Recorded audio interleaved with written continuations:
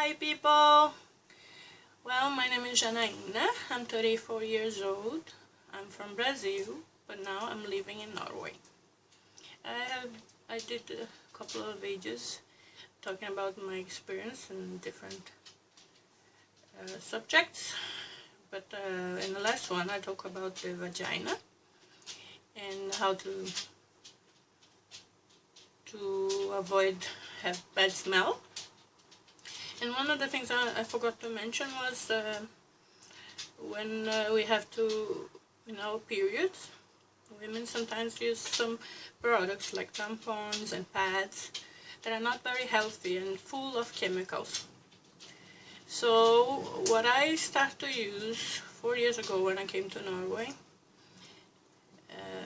no, I came 5 years ago, but 4 years ago I noticed that these things are too expensive in comparison to Brazil, so I just figured, well, it's organic, let's try the menstrual cup. So I ordered through the internet a menstrual cup like this one. This is not mine, this is a new one because I sell in my place a moon cup. So I started to use it and it's amazing. There's no chemicals, you can wash it and use it. It's like a silicone cup. There are different sizes. I have both here. This is a B. Depends if you had children or you didn't have children yet. They say you can wear them if you are a virgin, but I don't know. I would maybe not recommend that, but I don't know. If you want to try, it's up to you if you are a virgin. But that's amazing. It's an amazing product. First of all, that doesn't have the smell. Just like the normal pad. It doesn't smell. The blood has a little smell, but when you use the menstrual cup, it's not as the same like you have in a pad, or a tampon. And tampon is horrible for the environment and all that.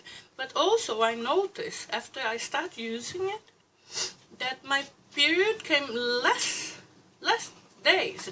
I don't know. This is not something that they say when you're going to buy them, so I don't know, but that's what happened to me. First, I feel a lot less smell, it's less uncomfortable. It takes a time for you to get used to.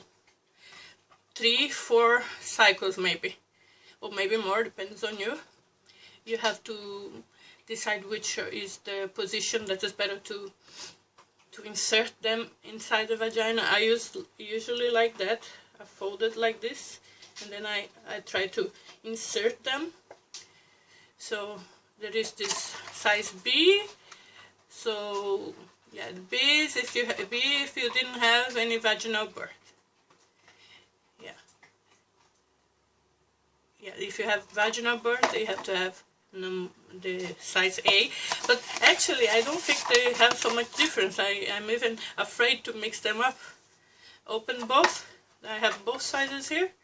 So like this is B and this is A. It's you cannot even notice here, more or less. Anyway, that's something that I forgot to talk about it. I really recommend it. It is a lot better. You spend no money anymore. I sometimes, if I'm in a hurry, I put a pad just for, sometimes it can leak if you forget to change every 3 hours. So it can leak. They say it doesn't leak. Yeah, it doesn't if you change it, if you empty it every 3 hours. But if you don't, so it can leak. So for me, that's my experience. So if you research about it, you can try it. At least try it. Like I say, everything we should try it to see if it's not for us. Some people might not get comfortable at all. And of course, in some emergencies, you might need to buy the commercial ones. So, but there are also pads that are made of cotton that I use it to.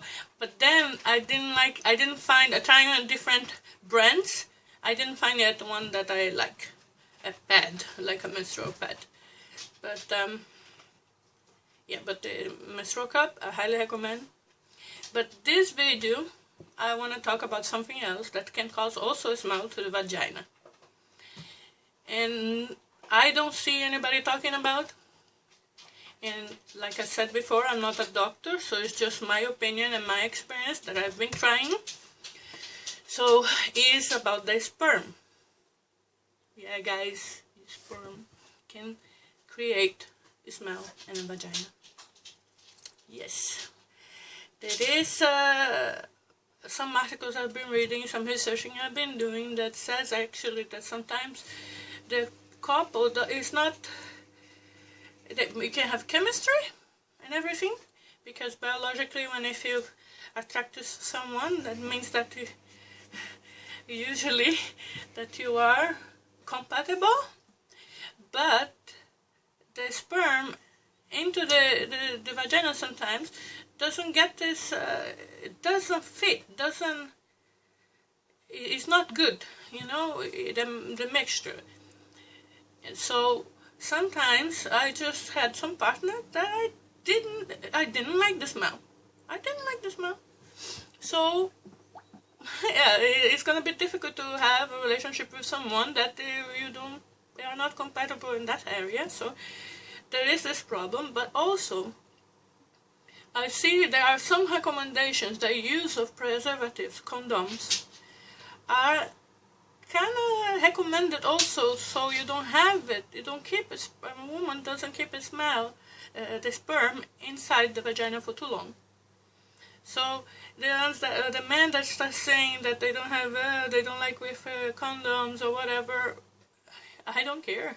You know, if it's better for you, then it's not only good because it avoids diseases, pregnancy, also with this smell.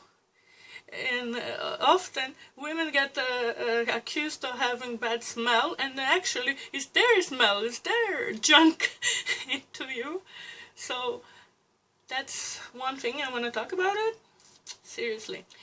But there's another solution. If you have your partner like I do, I have my husband, and I don't need to, well, well, I don't need to avoid diseases, and we have another, we actually trying, so we don't use condoms or preservatives. So what I've been doing that actually helped a lot is something that's not very romantic. You have to decide for yourself what you like to do, but is after intercourse, after your partner come inside you, you have to go pee. Just don't wait so long, give it a little kiss, go pee. Why? First of all, it's very healthy because all the pressure, all the friction in it can cause some kind of infection later. If you in peeing is helping for this too. So any infection, any bacteria that is there is gonna maybe cause some bad smell. So nobody wants that. So you go pee, and maybe you can wash it if you have time, you have convenience. If you can wash it. If it is the sperm inside. If you use condoms, you need to pee. That's good that you go pee, but there's no need for shower. But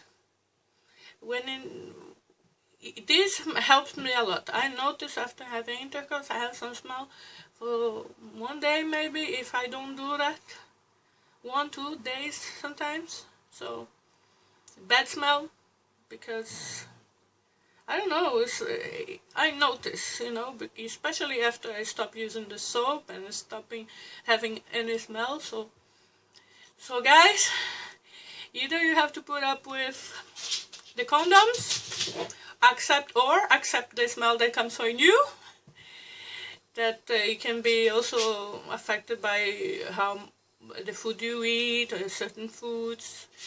Also the vagina also has these problems sometimes if you eat some kind of types of food that can create the smell. You either have to accept the smell or use condoms. yeah, I don't have much to talk about this really. It's just that it's one of the experience I have. Is probably people like to hear all the talking about intimacy issues and these kind of things, but they don't like to talk about themselves, you know. So that's what I heard. There was a couple of times that I had experience with bad smell, but after I have intercourse. So, and you can notice if you pay attention to your body and you see what you're doing, you know. So, yes, that's all I want to talk about the sperm. There's not much. Well, there's also the problems that, well, not much about the sperm. Sorry. I wish I had more talk about it. Maybe I should research more and make another video about it. So, yeah, that's all for today. Beijinhos, bye bye.